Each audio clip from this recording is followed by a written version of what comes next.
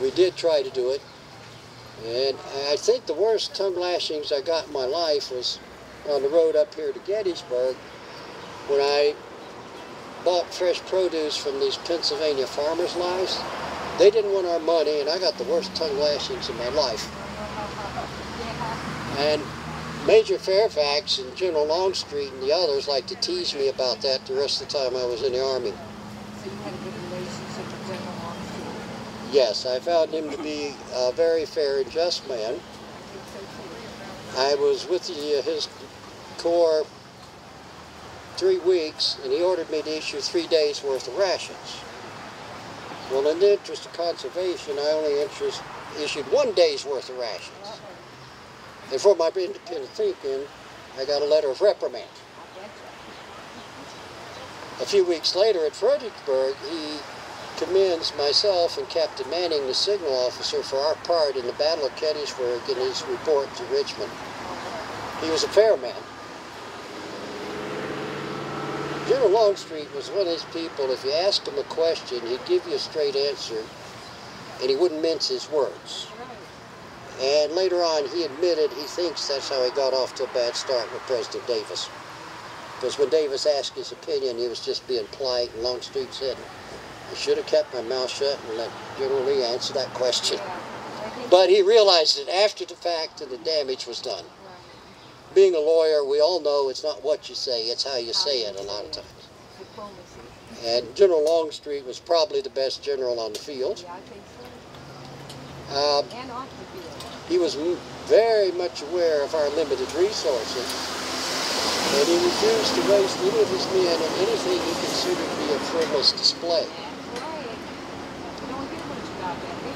And a lot of people think that General Longstreet argued with General Lee. As the senior lieutenant on Lee's staff, it was his job to play devil's advocate. That was how they worked. Lee would say something, Longstreet would offer, and they'd go back and forth. Sometimes Lee did it Longstreet's way, sometimes General Lee did it his way. He's the general. And I can understand why people walking by might think he was arguing with General Lee. He wasn't. He was doing his job.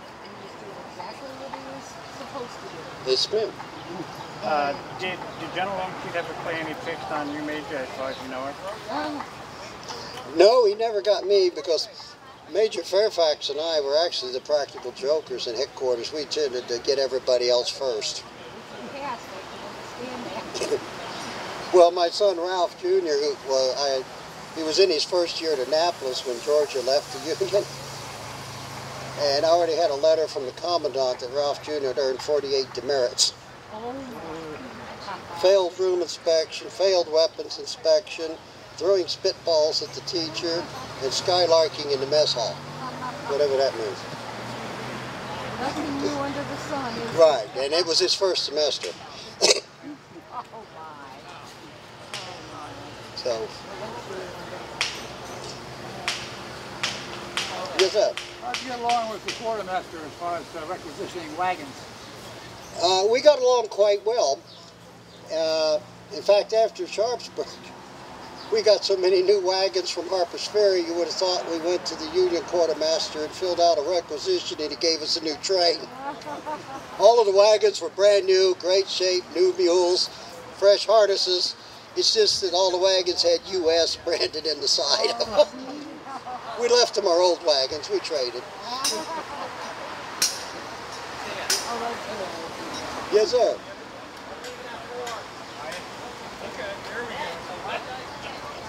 What we're doing here is you can ask Major Moses anything you want about his life or his time. That way we talk about what you're interested in.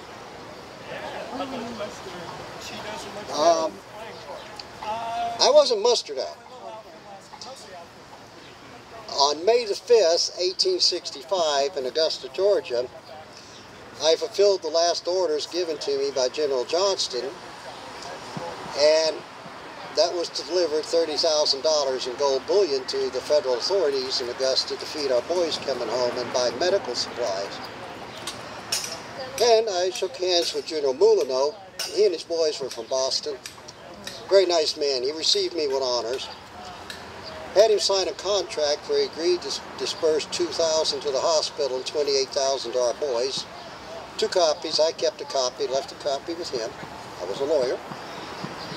And I even had a captain from Tennessee I picked up along the way as my witness. And I started going home from Augusta, and I got as far as Atlanta, and it occurred to me I'd never surrendered to anybody. Therefore, I was not on parole. And to this day, ma'am, I do not consider myself reconstructed. Well, you were close enough to the battlefield to feel the breath of a bullet or a cannonball over your head? Several times, of course. At Sharpsburg, the field was so small, and I was right with General Jones at the bridge.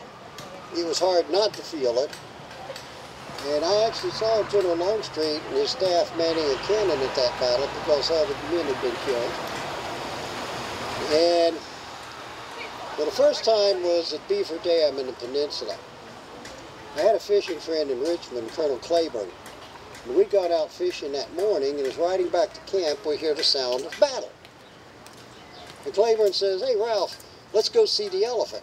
Well, neither one of us had ever seen a battle before, and I said, "Okay, let's go." We rode up to the front just in time to see the ranks part for General Toombs to pass through on his horse to lead the men on a charge. The only problem was the horse didn't want to go through the ranks. She was afraid everybody in the world was shooting at her. Robert was not a good horseman, but after he applied the spurs and the whip and a series of curses that would make a sailor proud, he passed through and led the charge. We got back to headquarters, and General Toombs emphatically and profanely made it clear my place in the battle was at headquarters, minding the store and watching my wagons, because the commissary from Texas had gone to see the fight too and got his head blown off, much to General Hood's embarrassment. Well, I didn't want to embarrass my good friend Robert, because he was also my best client in civilian life, so I tended to stay in headquarters. But now, at Sharpsburg, everything was so close in, even at headquarters, you were there. And I think that was the noisiest battle I've ever been in. The field's surrounded by hills, and the hills echoed the sound down on the participants of that battle. And then that night, after spending 2 weeks getting food in Maryland, I arrived there the day before the battle. They told me to empty my wagons so they could carry the wounded back to Virginia. And I thought, there's 2 weeks worth of work thrown out like last night's chamber pot. So I told the boys to help themselves. It's interesting to see regiments marching down the street with sides of bacon stuck in their bayonets. Food items smoking out of every pocket and corner of a haversack. And a couple of guys had on sausage-linked necklaces. And I'd rounded up 200 head of cattle. We were able to drive them back down to Virginia with us too. So we had fresh meat for a couple of nights. So what part of Maryland did you go to? Hagerstown. We came up the Potomac River behind the Army. Okay. Commissary and quartermaster trains either traveled by a different road than the Army or behind the Army to stay out of the way. The first wagons up in front, right behind the Army, were the ordnance. Our wagon train coming up from Virginia to Gettysburg was 14 miles long, because all of the trains for the 2nd, 1st, and 3rd Corps were in one train on the west side of South Mountain. Okay. And then I arrived at Longstreet's headquarters near Chambersburg on the 27th of June. Well, that was interesting, because shortly after I arrived, they told me this English officer who was here to observe the Army would be my tent mate while he was in the Army. I wasn't too happy about that, but Colonel Fremantle turned out to be a gentleman, and we became friendly and corresponded until I died. Visited his house once in England afterward. What did you do? His butler was so well dressed, I thought Prince Albert was taking my coat. He said, "No, that's just my butler. He's not even the chief butler." I remember for Pickett's charge, we were back at Alexander's Guns to observe it, and Fremantle had to climb up a tree in order to see the field. He was so short. Oh, I didn't realize he was. And we were both close enough when General Lee rode up and said it was all his fault. We heard that, and we heard General Lee tell General Pickett to look to his division, and General Pickett replied with some emotion, "Sir, I no longer have a division." By the way, General Pickett took over General Jones's division after Sharpsburg. And a lot of that division were boys from Georgia. If I didn't know them by name, I knew their faces. What did So- you think of Fort Brown? Did you know him at all? I knew him in passing. Yeah. He seemed to be a very competent person. Yes, and everyone spoke highly of him. People ask me frequently, what do you think of Jackson? Well, I never served under General Jackson, so I don't know. I think I might have seen him once from a distance. So you'd have to ask somebody else about General Jackson. Yeah, that was So, are there any other questions? Sir? You mentioned earlier, I think, maybe a year or so ago, about how you transported the peaches. How you transported the peaches so they wouldn't bruise? Oh, when I was shipping to the markets. Yeah, that was something new, right? Yeah, up till 1852, when people tried to send fruit north from the south, they would pack them in wooden crates with powdered charcoal. The fruit would go on a steamboat from Savannah to New York or Philadelphia. Well, what happens to powdered charcoal when it gets wet? Very little of the fruit survived the trip. Well, I was trying to get back on good terms with Aunt Bessie. And so, around Hanukkah time, I said, I'll send her some peaches. And the only thing I had to send them in were some round wicker champagne baskets. So I threw straw in the baskets and sent her, I think, about 3 dozen peaches. And we made peace because 98% of the fruit made the trip successfully. From Esquiline by wagon to Columbus, railroad to Savannah, steamer up the coast to Philadelphia. And of course, having relatives in New York and Philadelphia, that's what gave me access to the markets there. And how I was getting $30 a bushel by 1860. And to this day, that's why you get fruit from wherever in those baskets with that fake straw in it. And it works because the straw cushions the fruit and absorbs the moisture.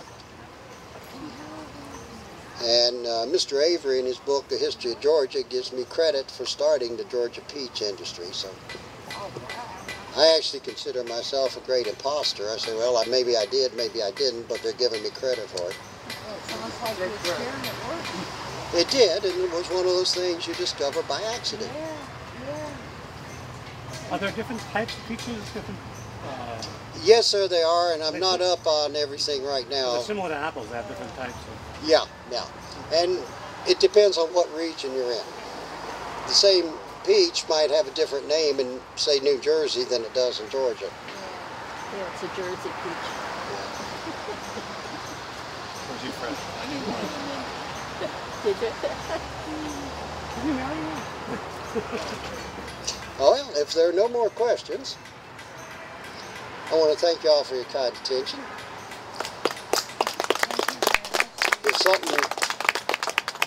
If something occurs to you, I'll be over in front of the Wax Museum or here in the shade. Feel free to ask. And I want to conclude by saying God bless all you all and God bless America. God bless America. Amen, brother. Amen. Amen. Good to see you.